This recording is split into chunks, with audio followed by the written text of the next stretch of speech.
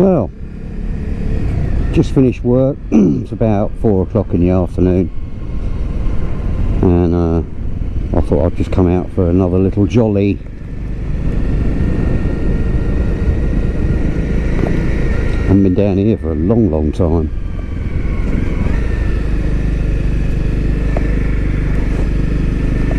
What a lovely little house.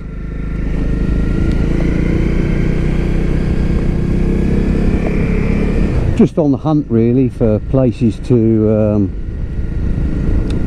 maybe do a little bit of off-roading when I get my decent tyres.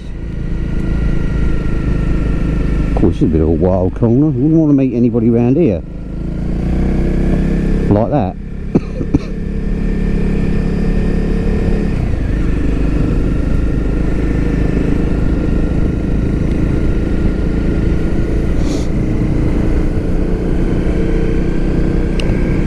Yeah, anyway, I was talking to a mate of mine the other day, and he was just buying some logs off me, and he sort of noticed my CRF parked in the shed, and we were talking about, you know, bikes in the old days, because I happened to mention what Big Bad Wolf Moto was talking about, and you know, about youngsters not getting into biking these days. Go on, pheasant. Bang! And he sort of said to me, "Oh, when did you first start biking then, Dave?" And I said, "Oh, bloody hell,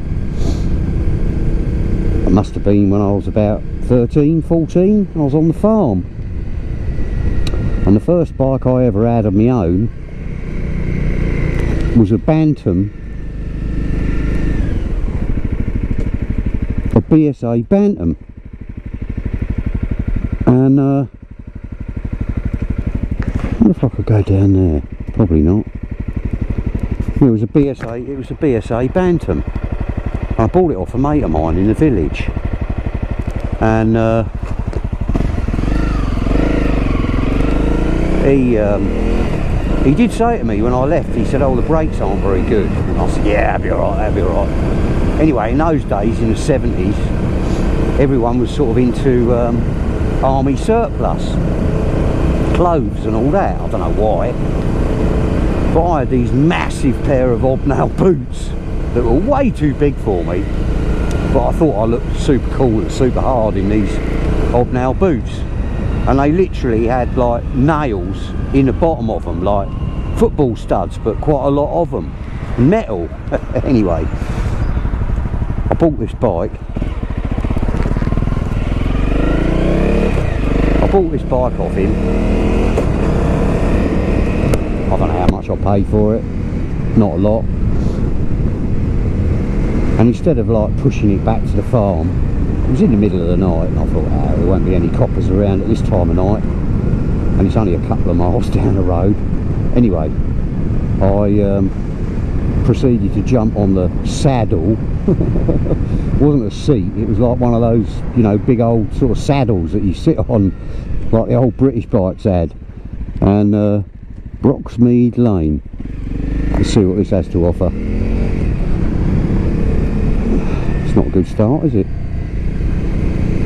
Yeah, thank you. And anyway, I went hacking down the road. Gears all on the wrong side. Not that I knew much anyway, because that was virtually the first bike I'd ever ridden. Anyway, I went tearing off down the road, and the farm where I grew up was on a hill, and I realised that I wasn't going to stop. So anyway, I put my boots down on the ground, and all these fucking shower of sparks flying out behind me.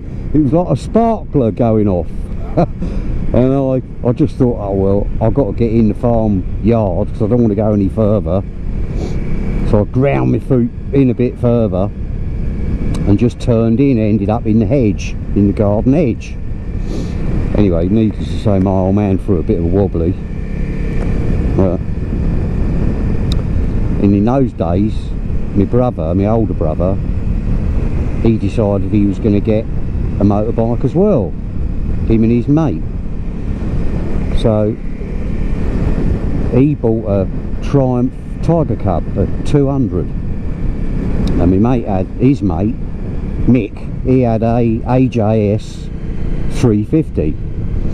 Anyway, we were always pissing about with these bikes in the farm workshop, and then when we get them going, like, we steal a bit of petrol from the old man, we'd go racing round the farmyard with these bikes. Anyway, we thought it would be a good idea to put a ramp at the back of the farm down the track, so when we went down the track we could do a little jump. Anyhow, it was only like a bit of a log on the ground with a bit of plank of wood on it. Anyway, the next day the farm worker, he was back in the tractor down there with a fertiliser spinner on it, and on the fertiliser spinner there's a little motor underneath, quite low slung, which spins the motor to obviously throw out the fertiliser. Anyway, he was backing down there, and he wanted to know that these logs were there. Anyway, he fucked the motor up, didn't he, on the back of this spinner, ripped all the banjo bolts out, and there's all oil pissing out of the back of this thing. And anyway, my old man went fucking mental. We were all in the workshop, in the farm workshop, and the old man came into the workshop and he said, right, you fucking, you know, he was going a bit mad, obviously, because he wanted to get the fertiliser on while the weather was good. And public bridleway, did that say? And he wanted to go in, you know, he wanted to get the fertiliser on. So anyway, to cut a long story short, he picked up this swap hook, or what I call a swap hook, or a slasher. That's a public bridleway, look. I'll have to have a look at this on the internet. There's probably no vehicles allowed down there. I wouldn't want to go down there anyway with these stock tyres on. I mean, look at it. Oh shit. And we grabbed hold of this bloody swap hook, which we use for cutting stingers down. Yeah, I don't fancy any of that, not with these stock tyres on. And he swung this swap hook down. I was leaning against an old sink unit that was in the workshop. Anyway, he swung this bloody swap hook down, and it missed my fingers by about an inch and put a massive dent in this stainless steel sink. Oh, fuck it. I'll tell you what, it frightened the bejesus out of all of us. I've never seen my old man in such a rage. Didn't stop us, like. He was pretty good like that, my old man. He didn't half put up with a lot, because there's 4 of us in our family, and my dear mother, God rest her soul, he got divorced, and he brought us up basically as kids. And obviously he was just starting up his farm, and quite a busy bloke, and us kids, we were all pretty feral. We were pretty naughty. There's quite a lot of footpaths around here. I missed that one.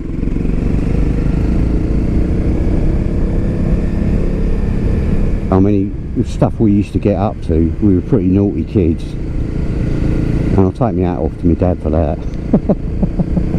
He did not put up with a lot. So that was my first motorbike. So I just thought I'd share that little story.